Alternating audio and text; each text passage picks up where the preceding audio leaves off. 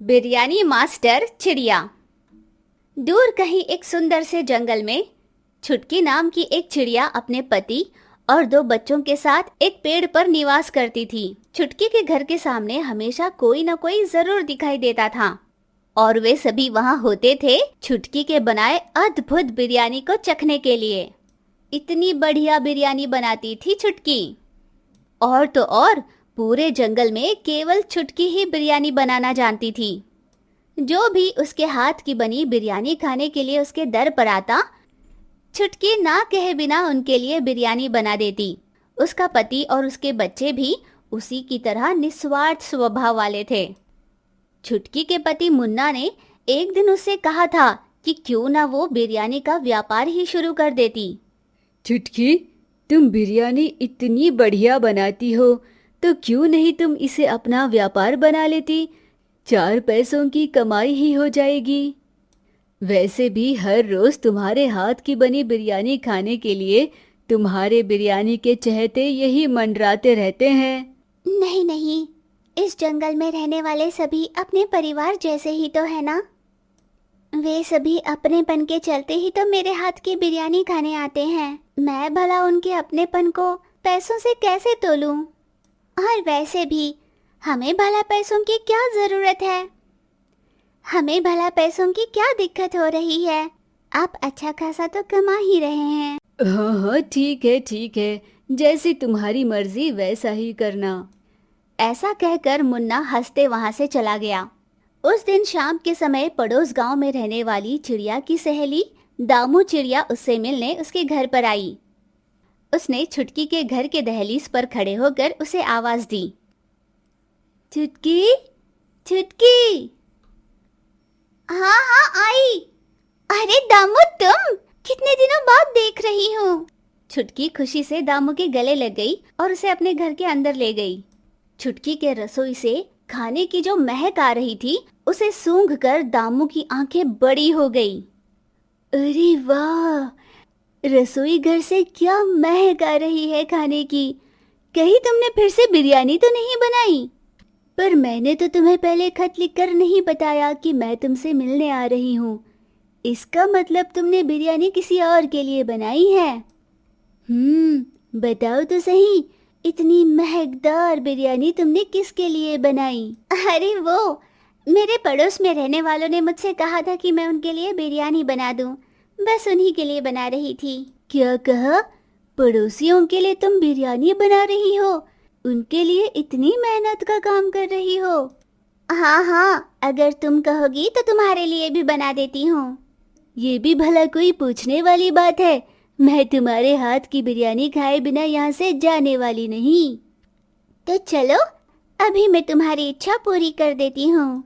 ऐसे छुटकी ने कहा और तुरंत ही अपने रसोई घर में जाकर केले के पत्ते में बिरयानी परोसकर उसके लिए ले आई। दामू ने एक पल नहीं गवाया और झटपट बिरयानी के मजे लेने लगी। ओह, इतनी स्वादिष्ट, इतना स्वादिष्ट खाना तो मैंने ना जाने कब खाया होगा। सच कहूँ, तुम्हारे हाथ की बिरयानी खाने के लिए तो किस्मत होनी चाहिए। और तो और ऐसी स्वादिष्ट बिरयानी केवल तुम ही बना सकती हो। ऐसी कोई बात नहीं है दामू। ऐसी बिरयानी बनाना कोई रॉकेट साइंस नहीं है। अगर तुम कहो तो मैं तुम्हें इस बिरयानी की विधि बता देती हूँ। तुम भी बनाकर देख लो। क्या कहा? तुम्हारे स्पेशल बिरयानी को बनाने की विधि तुम मुझे बताओगी? अरे वाह, ये तो बहुत बढ़िया है। चलो चलो, जल्दी से बताओ कैसे बनाते हैं। छुटकी दामू के कान में तेजी से बिरयानी बनाने की विधि बताने लगी, जिसे सुनकर दामू का सर चकरा गया। उसने उसे बीच में ही टोक कर कहा, अरे अरे अरे, जरा रुक भी जाओ। इतनी तेजी से तुम बिरयानी की विधि मुझे बताओगी तो मुझे कैसे समझ में आएगा? एक काम करो, तुम इसे कागज पर लिखकर मुझे दे दो, मैं पढ़कर बना लूंगी। फिर छुटकी ने एक कागज पर बिरयानी बनाने की विधि लिखी और उसे अपनी सहेली दामू को दे दिया। दामू ने उसे संभाल कर अपने पंखों के अंदर छुपा लिया।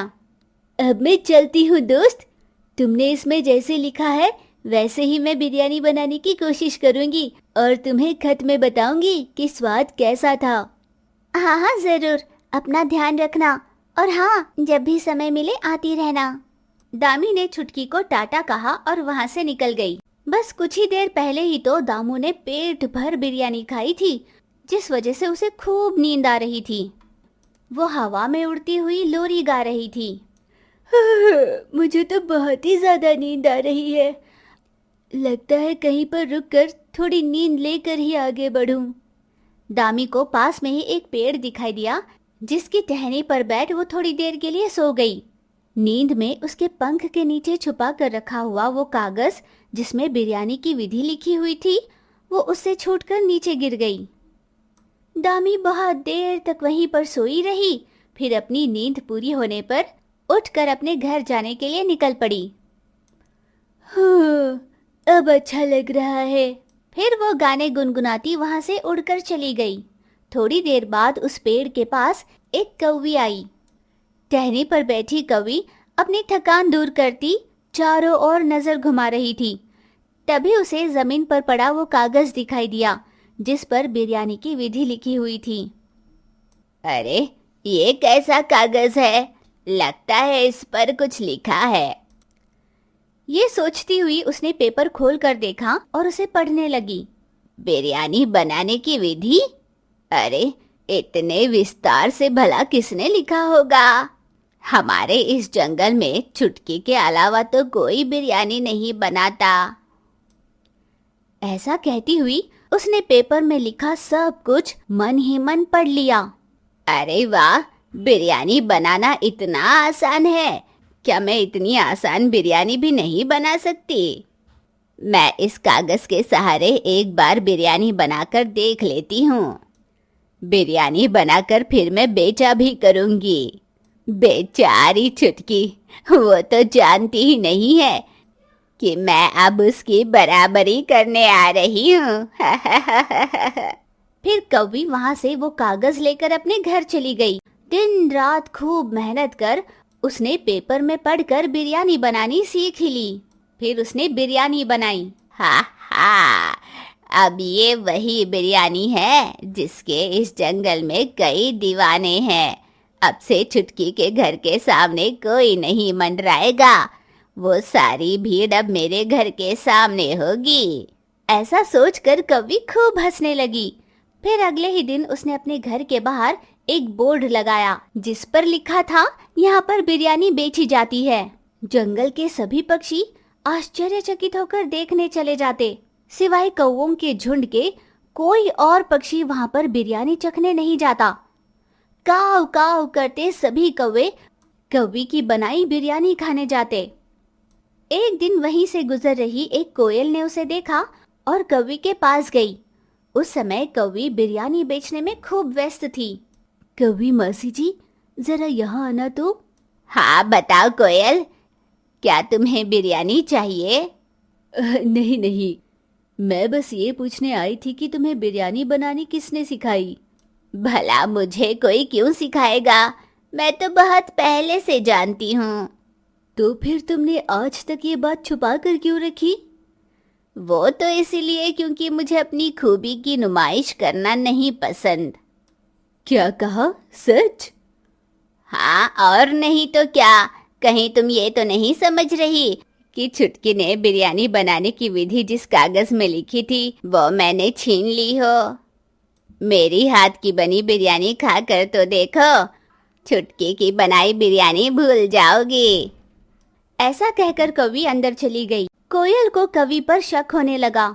वो वहां से निकलकर तुरंत छुटकी के पास गई। छुटकी, छुटकी। अरे कोयल, तुम कैसी हो? हाँ हाँ, मैं ठीक हूँ। मैं तुमसे कुछ कहने आई हूँ। हाँ बताओ। क्या तुम जानती हो कि अपने जंगल में कौवी बिरयानी बनाकर बेच रही है? अच्छा, तो इसका मतलब जंगल में कोई ऐसा भी है जो बिरयानी बनाना जानता है? क्या तुमने कभी बिरयानी बनाने की विधि किसी कागज पर लिखी है? हाँ, कल मेरी सहेली आई थी दामू। मैंने उसे विस्तार में लिखकर बताया था कि बिरयानी कैसे बनाते हैं। पर तुम कैसे जानती हो? अब मुझे बात समझ में आई किसी तरह उस कवि ने उस कागज को हासिल किया, पर वो तुम्हारी अनुमति लिए बिना तुम्ही से सीखा कोई व्यंजन कैसे बना सकती है? और तो और तुम बिरयानी प्यार से बनाती हो, वो भला इसे अपना व्यापार कैसे बना सकती है? हाँ पर कोयल, अब हम क्या कर सकते हैं? मैंने कुछ सोचा है, मैं फिर आऊंगी। कोयल वहां से सीधे कवि के पास पहुंची। कवि, कवि, जल्दी बाहर आना तो।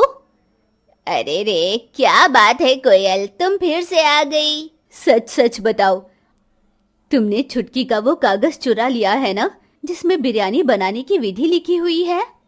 क्या कागज? और मैं भला ऐसा क्यों करूंगी? तुम झूठ मत कहो, जंगल में हर कोई जानता है कि यहाँ पर छुटकी अकेली ही ऐसी है जो बिरयानी बनाना जानती है। तुम अचानक ही बिरयानी का व्यापार करने लगोगी तो तुम्हें क्या लगा हमें समझ में नहीं आएगा? छुटकी जो प्यार और अपनेपन से बिरयानी बनाकर खिलाती है, तुमने उसी को अपना धंधा बना लिया। क्या तुम्हें अपनी साथी पक्षी की भावनाओं की कोई कदर नहीं? तुम्हारी जबान तो बहुत ही लंबी हो रही है। आखिर उस छुटकी के बिरयानी और मेरी बनाई बिरयानी में कोई बराबरी भी है? मेरी बनाई बिरयानी खाकर सभी उसके दीवाने हो जाते हैं। अच्छा, तो तुम्हें अपनी बनाई बिरयानी पर इतना विश्वास है? तो चलो एक स्पर्धा रखी जाए तुम्हारी और छुटकी के हाथ की बनी बिरयानी में। फिर तय करते हैं कि किसकी बिरयानी बढ़िया है। ये सुनकर कवि बौखला गई। वो घबराकर चारों ओर टुकुर टुकुर देखने लगी। क्या हुआ कवि? लगता है घबरा गई हो। क्या घबराहट? और मुझे? कोई घबराहट नहीं। बताओ मुझे कब है स्पर्धा, आ जाऊंगी। अपनी बात पर टिकी रहना। हाँ हाँ, पर मैं जीत गई तो मुझे क्या मिलेगा? तब तो तुम्हारा ये धंधा बहुत ही बढ़िया चलेगा। तुम ईमानदार हो, ये सभी को पता चल जाएगा। मैं भी हर रोज बिना चूके तुम्हारे पास आकर बिरयानी खाऊंगी। ऐसा कहकर कोयल वहां से चली गई। अरे बाप रे, लगता है ये सच में स्पर्धा रखने वाली है। मुझे जल्द ही बिरयानी बनाने की विधि बिना पेपर के सीख लेनी होगी। कुछ ही दिनों बाद जंगल की सभी पक्षी एक जगह इकट्ठी हो गई। स्पर्धे की सारी तैयारी हो गई। एक और कौवी थी तो दूसरी ओर छुटकी थी। उनके सामने बिरयानी में लगने वाली सारी सामग्री तैयार रखी हुई थी। इस स्पर्धा का पर्यवेक्षण करने के लिए उस जंगल का एक चील सामने बैठा हुआ था। अब स्पर्धा शुरू की जाए। कौवी जी, अगर आपने छुटकी से बेहतर बिरयानी बनाई, वरना आपको बिरयानी बनाना बंद करना पड़ेगा। जी हाँ चील जी। फिर स्पर्धा शुरू हो गई। चारों ओर खड़े सभी पक्षी दोनों के बिरयानी बनाने की विधि देख रहे थे। सभी ध्यान लगाकर उसकी ओर देख रहे थे। ये देख कवि का दिमाग काम ही नहीं कर रहा था। उस पर उसे बिरयानी बिना कागज में देखे बनानी थी, जिससे वो सब कुछ भूल गई। हे भगवान, अब मुझे क्या करना है? मुझे तो कुछ याद ही नहीं आ रहा। अगर मुझे इस तरह बौखलाते हुए सभी ने देख लिया तो इन्हें पता चल जाएगा कि मुझे बिरयानी बनानी नहीं आती। अब जैसे तैसे मुझे मैनेज करना ही होगा। बिरयानी तो कैसे भी बन ही जाएगी। यूं झूठा आत्मविश्वास दिखाते हुए कौवी ने बिरयानी बनानी शुरू की। दोनों ने बिरयानी बनाकर रख दी। वहां पर आई सभी पक्षियों ने उन दोनों की बनाई बिरयानी चखनी शुरू की। जैसे ही उन्होंने कौवी की बनाई बिरयानी चखी, वे सभी मुंह बनाकर वहां से निकल गई। पर छुटकी के हाथ की बनी बिरयानी तो बस मिनटों में खत्म हो गई। चील ने दोनों की बनाई बिरयानी चखी और फैसला सुना दिया। इसे कहते हैं चोर की दाढ़ी में तिनका। कौवी जी, अब बताओ, क्या तुम छुटकी से माफी मांगकर इसी जंगल में रहना चाहती हो, या इस जंगल से हमेशा के लिए चली जाना चाहती हो? मुझे माफ कर दीजिए। मुझे सच में एक कागज मिला था जिसमें बिरयानी बनाने की विधि लिखी हुई थी, पर वो किसने लिखा मैं नहीं जानती थी। बस चंद पैसे कमाने की सोचकर मैंने बिरयानी का व्यापार शुरू किया। मुझे माफ कर दो छुटकी। तुम्हें अपनी गलती का एहसास हो गया है ना कवि? माफी मांगने की कोई जरूरत नहीं। सभी पक्षी वहां से अपने घर वापस लौटे, सिवाय छुटकी का परिवार कोयल और कौवी के। छुटकी भी वहां से वापस लौट रही थी। कौवी ने उसे रोक कर कहा, छुटकी रुक जाओ, मुझे एक बात समझ में नहीं आई। जो सामग्री तुमने इस्तेमाल की मैंने भी वही किया, फिर भला तुम्हारी बनाई बिरयानी मेरी बिरयानी से स्वादिष्ट कैसे हो गई? मैंने कोई चीज ज्यादा या कम नहीं डाली। तुमने लालच से बिरयानी बनाई और मैंने प्यार से बनाया। बस। कवि को ये बात बिल्कुल समझ में नहीं आई। वो अपना सर खुजाती वहीं खड़ी रही। प्यार से बनाने का क्या मतलब? क्या बेलचे की जगह मसालों में हाथ घुमाना चाहिए?